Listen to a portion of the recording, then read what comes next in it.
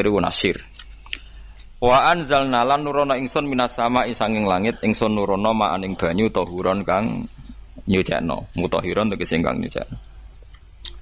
Kaya anut ana nyucikno ora ana banyu najis. Di kula terangno nggih cara madzhab Abu Hanifah banyu iku ora iso najis. Wis pokoke banyu iku nyucikno dadi ora iso napa najis. Tapi kalau dalam madzhab Syafi'i itu air yang tidak sampai 2 kolah.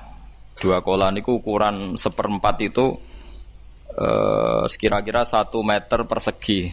Berarti kiri kanan atas bawah niku napa? 1 meter niku pun 2 napa? Kolah. Niku nak cari Imam Syafi'i jika air sebelum 2 kolah itu kena najis sedikit rubah atau tidak rubah najis, nggih. Tapi kalau terlalu banyak meskipun kena macam-macam tidak napa? Tidak najis. Terus ila mata ghayyara kecuali yang rubah. Di misalnya ada limbah, ada kubangan besar gitu yang beribu-ribu liter, tapi kok warnanya sudah warna coklat, ya kayak tinja macam-macam itu dihukumi apa? Najis. Tapi wis macam-macam malah mazhab dalam air itu. Tapi saya pastikan itu mazhab ulama. Saya pastikan itu mazhab ulama. Kalau teks hadisnya begini nih. Monggo nak jiran ape latihan ijtihad, kok menyesatkan ya ora apa-apa, sementing ini latihan. Jadi di Medina, ini hadis di Musnad Ahmad. Di Madinah itu ada sumur, bukan sungai loh. Saya ulang lagi sumur, bukan sungai. Kalau sungai itu konotasinya kan luas, panjang, mengalir. Ini sumur, bener-bener apa? Sumur. Sumur, ya gedene sumur enggak sepiro. Nabi itu wudu di situ terus diingatkan ya Rasulullah itu sumur dulu zaman sebelum engkau datang sebelum ada Islam di sini dipakai pembuangan jifah batang anjing dan nyuwun sewu kotoran orang haid ya kotoran orang haid. Terus saat itu Nabi ngendikan alma tahurun la yunajjisuhu syai'un, kata Nabi yang namanya air itu menyucikan tidak pernah bisa kena najisnya. Alma tahurun la yunajjisuhu napa syai'un. Terus Nabi wudu. Ya sudah begitu. Ya sudah begitu sampe rasa jero-jero no. Alhamdulillah hadise ngono. Ya kan ya, paham kan ya? Mana nek sampean ditangkleti. Kulon sering ditanya sama orang-orang Jakarta, "Gus, saya ini punya air langganan PDAM, itu dikelola dari sungai ini. Padahal sungai ini mulai tinja sampai sapi tank macam-macam ya ke situ semua, Gus. Terus gak baunya karena kaporit. Itu gimana itu, Gus? Suci ndak itu?" Terus saya tanya, "Lah kamu pakai ndak?" "Ya sudah pakai, tapi tetap tanya hukumnya." Itu kan seperti yang di Jakarta itu kan misalnya yang diolah itu kan sungai macam-macam tuh, Gus. Lah itu yang limbah keluarga ya kalau untuk nyuci piring enggak apa-apa. Sapi tang macam-macam kan ke situ juga. Ya kan ya, cara kok istihad ya. Karena kalau menurut Syafi'i 2 kolah pun tidak ada pengaruhnya kalau terlalu banyak apa? Bahan yang apa? Najis, yang limbah itu yang najis. Ya jelas najis ya. Kalau teletong sapi kan ijek ono intikal madhab rausul makul tohir. Kotoran hewan suci itu suci, masih banyak mazhab yang mengatakan bahwa kotoran barang suci itu suci, masih bisa intikal. Kalau kotoran manusia itu lebih kriminal, enggak ada mazhabnya itu. Jadi kotorane wedhus iku ana ulama sing darani suci, tapi nek kotorane ruhin gak ono. Nah, itu kan repot. Makanya kata sebagian ahli hadis, sebaiknya hadis itu tidak usah diistihati, pokoknya Nabi ngendikan begitu gitu. Ya sudah orang terus ya sudah begitu. Paham gitu. Terus seperti di sini misalnya yang di sini Gajah Wong itu kan atasannya sana mulai kali code kan wong macam-macam. Mulai wong buang kotor air besar, air kecil kan lewat semua. Macam-macam. Makanya masalah air itu pokoknya sifatnya air itu ma'an tahura, sifatnya air itu mensucikan. Mensucikan itu 2 dalam mazhab Syafi'i itu. Air dan tanah. Ya, air dan tanah. Terus sama Abu Hanifah ditambah 1. Ini kalau sampean coba tidak apa-apa, api. Makanya kalau ada boto, cara kene apa Mus? Boto ya. Boto bangunan apa? boto. Itu kan kebanyakan kan kadang kan tipak buahan pletong itu kan ya. Terus dipakai boto. Dicampur-campur, diulet-ulet. Terus jadi apa? Boto. Cara madzhab Syafi'i tetap najis, dipakai masjid tidak bisa karena sebagian bahannya dari apa? Najis. Cara madzhab Hanafi suci karena sudah dibakar. Karena api itu termasuk alat mensucikan. Alasannya Imam Abu Hanifah, orang yang fasik-fasik itu nanti disucikan pakai api neraka.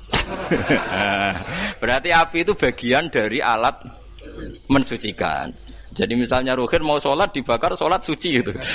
Karena api itu mensucikan. Buktinya orang-orang yang masuk neraka nanti sebelum masuk surga kan disucikan dengan api. Mana ada di neraka disucikan pakai air?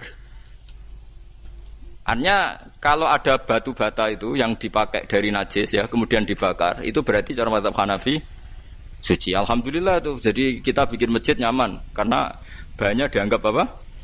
Suci. Lewat apa? Lewat apa? Api tadi dia dibakar. Tapi yang ngeri ya. Nggih. Ben sampean ngerti mazhab gitu. Terus saya memang tak niati setiap saya ngaji entah 1-2 tak sisipkan hukum fikih karena fikih ini yang kita alami keseharian. Nggih, fikih ini yang kita alami napa? Keseharian. Makanya saya minta teks hadis tadi jangan rubah. Pokoknya ada sumur loh tidak sungai. Sumur itu kan airnya tenang, tidak ngalir. Nyatanya Rasulullah sudah dilapuri. Ini batang-batang anjing dan bekas orang-orang haid, kotoran haid itu dibuang di situ ya Rasulullah. Terus Nabi menjawab, alma utahurun la yunajjisuhu syai'un. Terus orang-orang Syafi'iyah mentahmilkan dalam bahasa ijtihad itu dianggap itu mungkin sumurnya terlalu besar dan airnya terlalu apa? Banyak sehingga kotoran-kotoran itu tidak merubah warna. Tapi kata yang lain-lain masa yang bener aja gitu, masa banyu diam dimasuki kotoran gitu tidak nopo rubah. Nah itu ya itulah ijtihad. Ijtihad itu ya. Ijtihad itu guyonannya kan gitu. Pendapat saya benar mungkin salah, pendapat Anda salah mungkin apa? Benar. Karena ya sama-sama mirip-mirip itu untuk menganalisis itu. Yang jelas Allah mensifati air itu ma'an tahura, bahwa air itu punya sifat dasar mensucikan. Wah nek cara kula niku asal tidak terlalu ketok najis ngoten niku kaya PDAM ngoten niku ngger gak ambu taek terus gak ambu apa nek suci ngoten mawon. Dan takoki tapi kan asal usulnya di sana najis gini. Asal usul barang kok repot.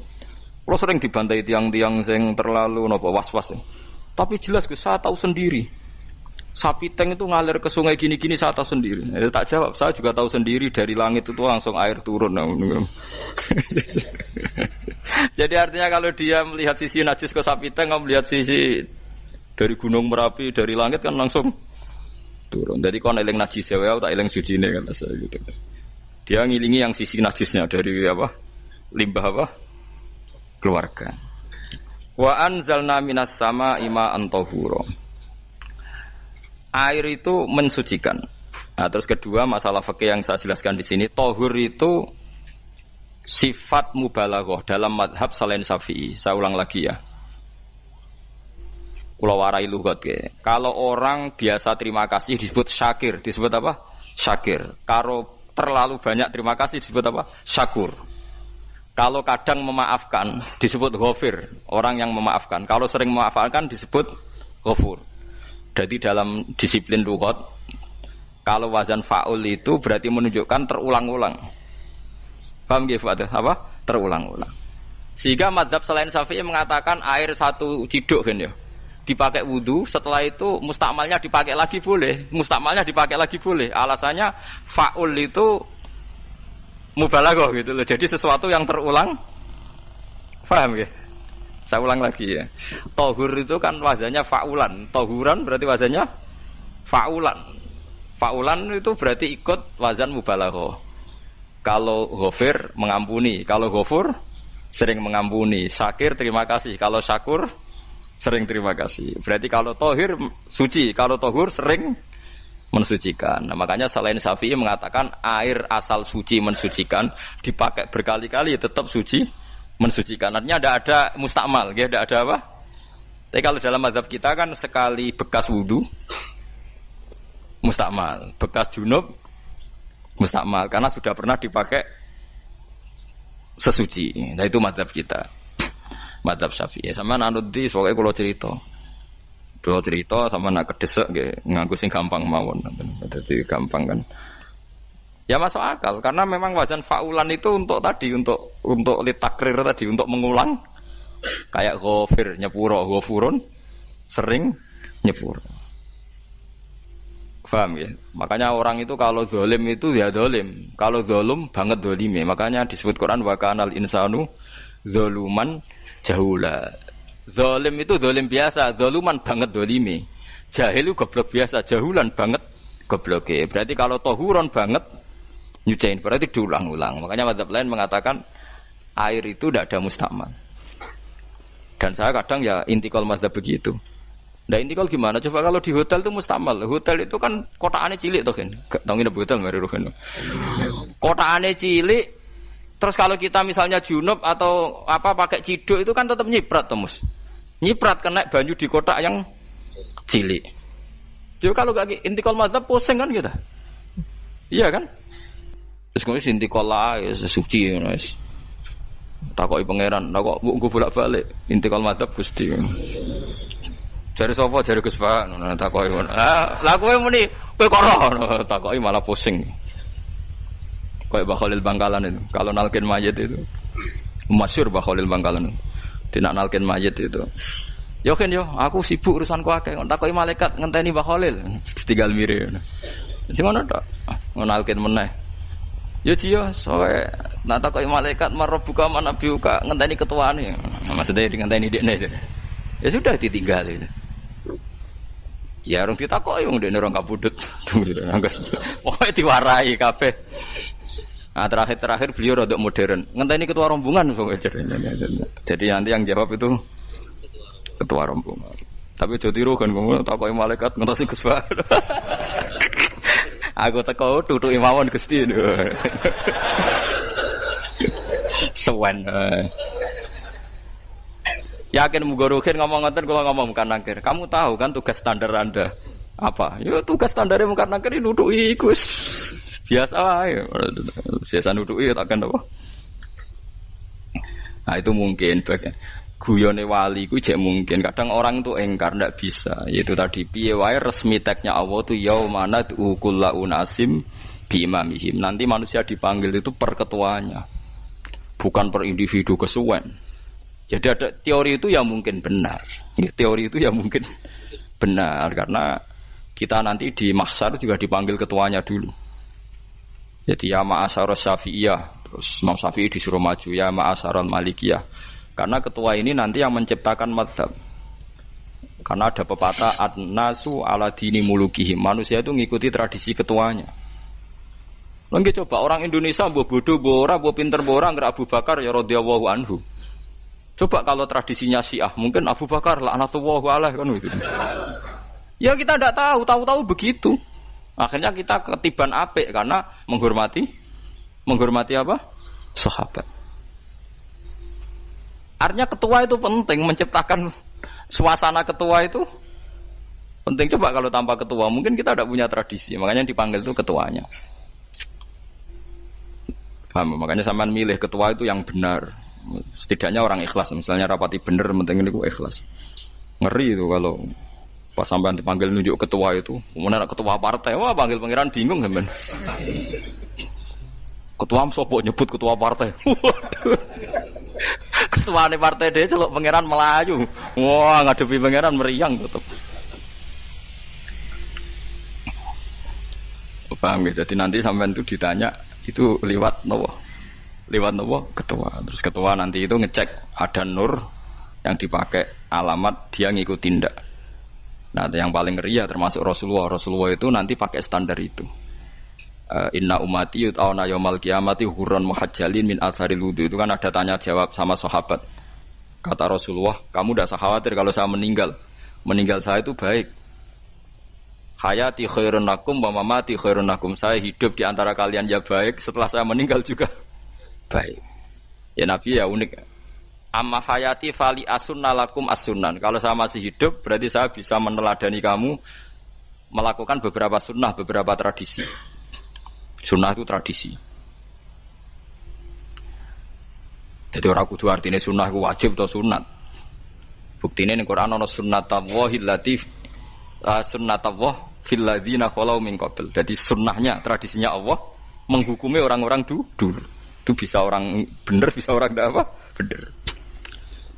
Kata Nabi, kalau saya masih hidup, fali asunna lakum asunan, saya bisa mentradisikan kamu beberapa sunnah, bisa wajib, bisa sunnat. Wa amma wafati ya khairun lakum. Kalau saya sudah meninggal nanti juga bagus. Mergo aku nak SK pundhut jare Nabi, aku jejer pangeran. Dadi nak roh kowe apik, saya muji Allah, nak roh kowe elek, langsung saya minta ampunan kepada Allah. Dan semua umatku nanti diampuni. Tapi terus Nabi mulai menangis. Tapi ada beberapa masalah. Ketika orang-orang itu ternyata umatku, mau saya ajak ke surga, kata Tuhan, kata Allah, innahum qad ahdatsu ba'dak. Mereka ini bikin aturan aneh-aneh setelah kamu Muhammad. Terus aku suhkon ya sudah kalau gitu tak tinggal ke surga, tidak ikut masuk surga. Nah kemudian ulama berdebat ahdatsu itu apa? So, ada yang itu bid'ah gitu, macam-macam.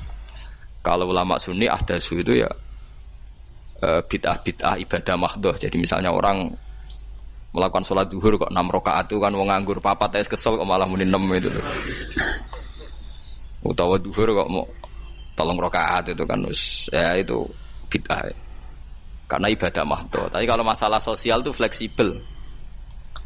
Fleksibelnya adalah misalnya dulu Nabi naik unta, orang yang anti bid'ah juga naik Innova. Padahal dulu naik unta. Orang-orang yang poligami itu ya tidak nunggu istri pertama mati. Padahal dulu Nabi poligami setelah Sayyidah Khadijah meninggal. Ya mereka baik-baik saja. Alasannya poligami sunnah Rasul. Padahal nak detailnya sunnah Rasul poligami setelah istri pertama meninggal. Jadi kayak Ruhin itu belum boleh. Istrinya kan masih hidup 2 dia.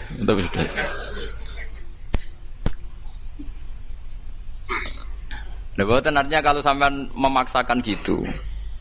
Sampean kalau enggak percaya saya bacakan ayat. Wal khailah wal bihola wal hamira litarkabuha wazina. Kamu bisa naik kuda, naik onta, naik himar. Setelah kamu naik dan kamu tenang di atas punggungnya, litastawu ala zuhuri tsumma tazkuru ni'mata rabbikum idza stawaitum 'alaihi wa taqulu subhanalladzi sakhkhara lana hadza ma kunna lahu muqrinin. Artinya ketika kita naik onta zaman dulu dan tagnya memang onta, itu terus kamu baca subhanalladzi sakhkhara lana hadza. Apakah sekarang kesunatan baca itu kalau yang ditumpai onta, sehingga kalau yang naik Innova tidak usah baca itu gitu. Wah, aku numpakku ora onta kok, dadi ora usah maca subhanalladzi wa sakhkhara lana. Dhisik Nabi maca iku mergo numpake onta. Ya ngajak goblok bareng to, mosok tepuk kanthi begitu tuh. Makanya sensitif, bakas bid'ah Anda itu sensitif. Tidak usah dibahas, biasa saja. Nek senara cocok ya diem aja. Sudah, senara cocok kalau sampai ngelakoni tapi tidak usah komentar karena jelimet. Saya pernah ditelepon orang, dimaki-maki. Orang Sidoarjo. Padahal wong Jawa Timur, ya aneh. Kan ada orang matur Rasulullah namanya Abdullah bin Amr. Ya Rasulullah, saya ini kuat puasa terus. Kata Nabi, jangan puasa 1 bulan 3 hari saja itu sama dengan 1 bulan penuh. Karena 1 puasa sama dengan 10. Masih balelo terus termasuk menyangkut Quran. Ya Rasulullah, saya ini tiap hari khatam Quran. Jangan 1 bulan sekali saja baru khatam. Enggak ya Rasulullah, saya ini ingin sering khataman. Ya sudah kalau gitu seminggu sekali sab'al layal. Saya lebih kuat ya Rasulullah, 3 hari. 3 hari saja khatam sekali. Iqra'hu fi salasin, kata Nabi. Ya Rasulullah, saya lebih kuat ketimbang itu. Tidak ada yang lebih baik ketimbang itu, kata Nabi. Kemudian orang itu anti semaan, karena semaan itu kan 1 hari khatam. Paham ya? Maksudnya hadis tadi yang di Bukhari dipakai dalil anti apa? Semaan, karena semaan itu 1 hari apa? Khatam. Lewat telepon pertama lewat santri saya, terus lama-lama lewat telepon. Terus saya tanya, kamu bacanya hadis kira-kira sama saya banyak mana? Kayaknya banyak jenengan.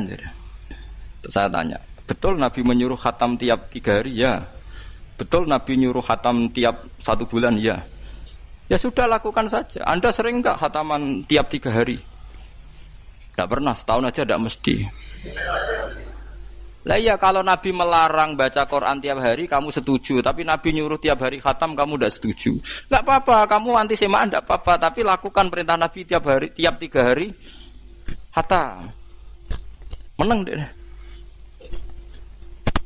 Jadi, lah itu maksud saya. Anda tidak apa-apa milah-milah bid'ah sesuai versi Anda, pemahaman Anda, tapi yang fair. Kalau Anda anti semaan ya harus tiap 3 hari khatam karena dawuh Nabi iqra'u fi kulli salasin. Tidak juga kan mereka juga orang yang enggak jarang baca. Jarang baca apa? Lah itu enggak fairnya di situ. Makanya dia biasa mawon, cuman semaan apal Quran semaan. Nah, apal Quran ya wiridan, malah lucu tuh apal Quran kok semaan. Yes ngono ae arapal ya nyemak kan, kok kesel ya mulai. Jadi bang nyemak sampai gremeng. Bariku mangan entek akeh kan malah lucu. Wong nyemak ya udah kurang ajar. Jajal kok nyemak kifa delok ngarep mbek guri tok, agar kebar ya wis. Aku serah kelakuane wong nyemak. Kan dekne rapal kan ya. Biasane nyegat guri to. Kok agar gurine kembar pojok ya. Wis. Kok agar gurine pojok kembar. Nah sing semaan akhire pinter sing maca kembar gurine. Paham gitu terus pau gitu tohuron gitu alatnya memahami Quran secara lugat. Quran bagaimanapun bilisanin arabiyyin mubin. Ada ulama yang berpendapat tohir itu dimubalaghahkan tohur seperti ghafur, syakir, syakur. Sebab itu menurut mazhab ini tidak ada air apa musta'mal. Tapi kita biasa mazhab Syafi'iyah apa? Ada apa? Ada musta'mal. Itu masalah-masalah ijtihadiyah, masalah-masalah ijtihadiyah. Kalau masalah ijtihadiyah tadi pendapat saya benar mungkin salah, pendapat Anda salah tapi ya mungkin benar itu.